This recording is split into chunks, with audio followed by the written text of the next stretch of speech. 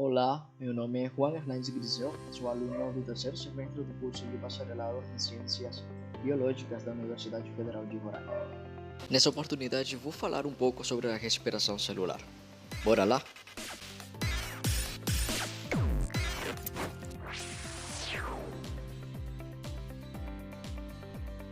É importante mencionar uma estrutura que se encontra no citoplasma da célula e a qual é de suma importância no mecanismo da respiração celular. Essa estrutura é uma organela conhecida como mitocôndria e a qual tem como função principal gerar energia.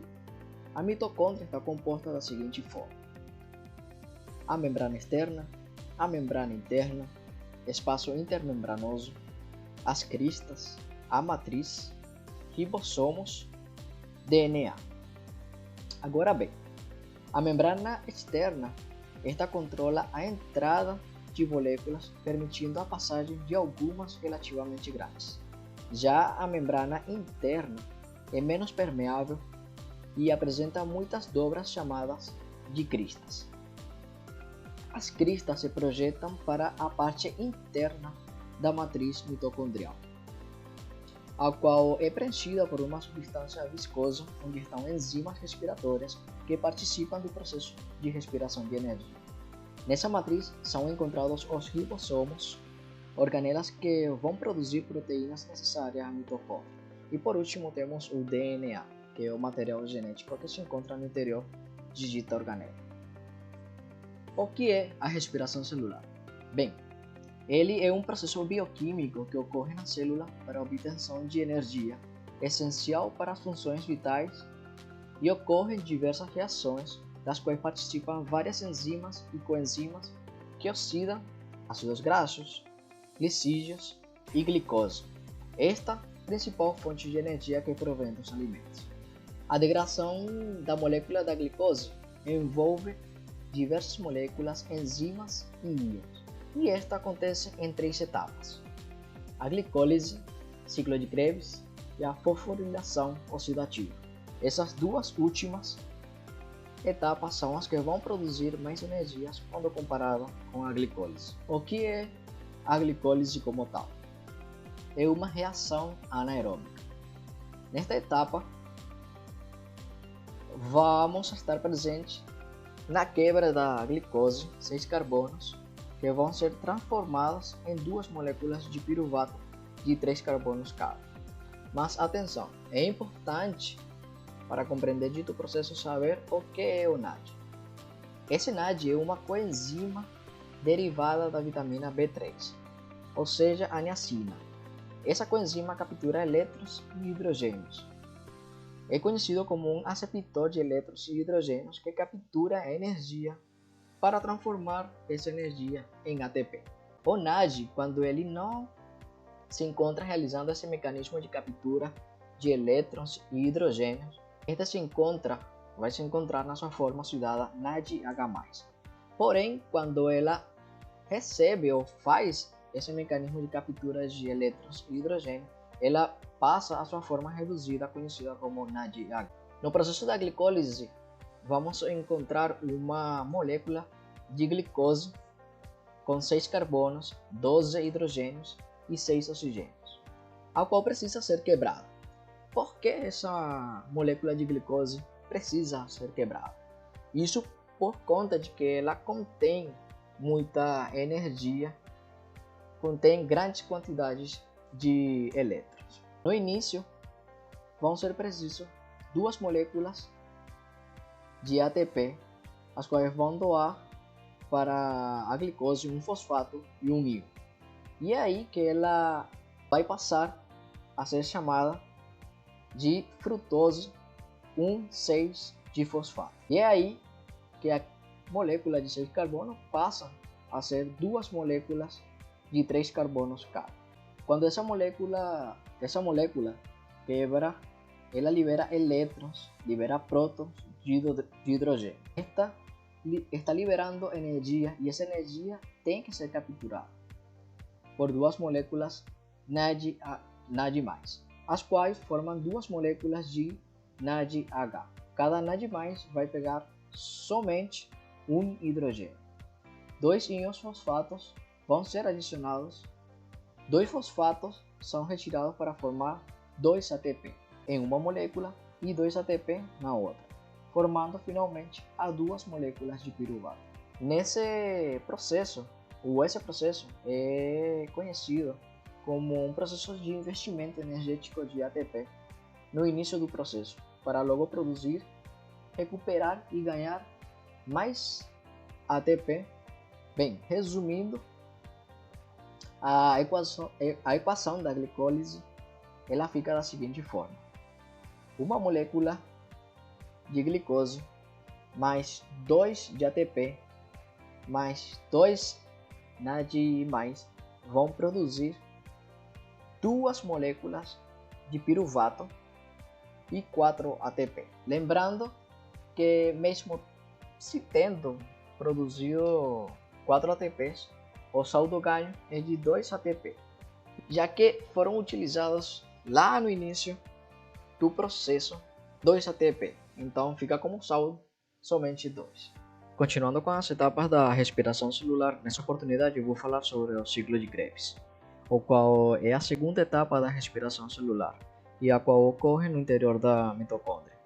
Antes do ciclo de Krebs acontecer, este precisa passar por um processo de preparação, transformando o piruvato em acetil-CoA. Essa molécula de piruvato, a qual foi criada na etapa de glicólise, ela no processo de ir em direção para o interior da mitocôndria, este vai perder uma molécula na sua forma de CO2. Nesse mesmo processo, vai se apresentar uma nova estrutura chamada de acetil, composta por 2 carbonos. Esse acetil ele vai se ligar a uma coenzima chamada de coenzima A, para assim produzir a acetilcoenzima A. Nesse processo, por ser rico em energia, ele vai o NAD+, ele vai capturar elétrons e transformar esses elétrons em NADH. O ciclo de Krebs ele se vai dar da seguinte forma: ele inicia com a união do oxaloacetato com acetilcoenzima A, formando um composto de 6 carbonos chamado de citrato. O citrato ele vai sofrer uma desidratação, formando o isocitrato 6 carbono mediante uma enzima chamada de aconitase. O isotrato 6 carbono ele vai ser oxidado em alfa-cetoglutarato, e nessa etapa o NAD+, ele vai sofrer uma redução em NAD+H+, e vai haver uma liberação de uma molécula de CO2. Esse alfa-cetoglutarato será quebrado para formar o succinil-CoA através da enzima alfa-cetoglutarato. Nessa etapa também vai existir uma redução do NAD+ em NAD+H+, liberando também uma molécula de CO2. Dessa forma, vai se formar o succinil-CoA.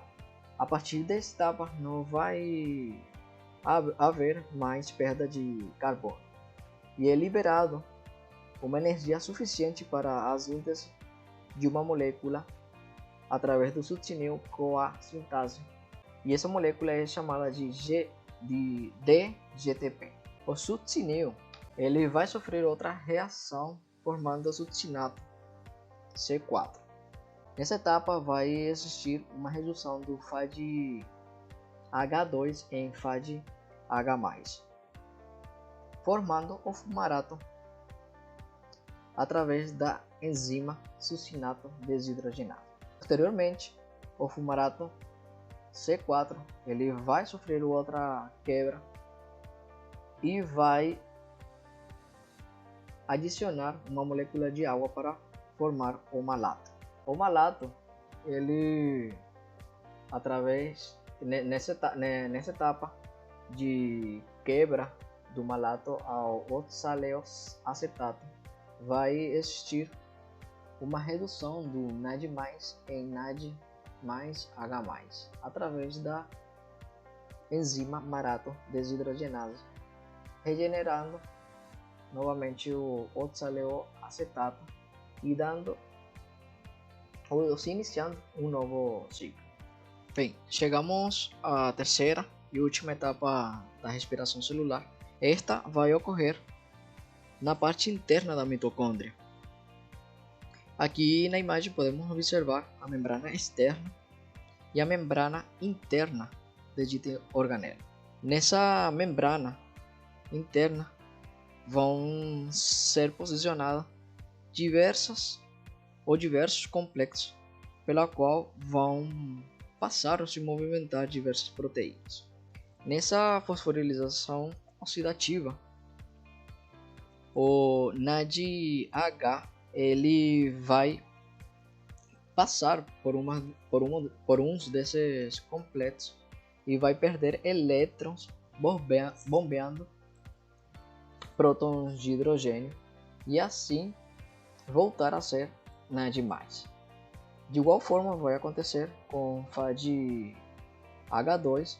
o qual vai também passar por um processo de redução e vai ser convertido em FAD. O NAD e o FAD-H2 eles começam a movimentar através das proteínas de membrana da crista mitocondrial.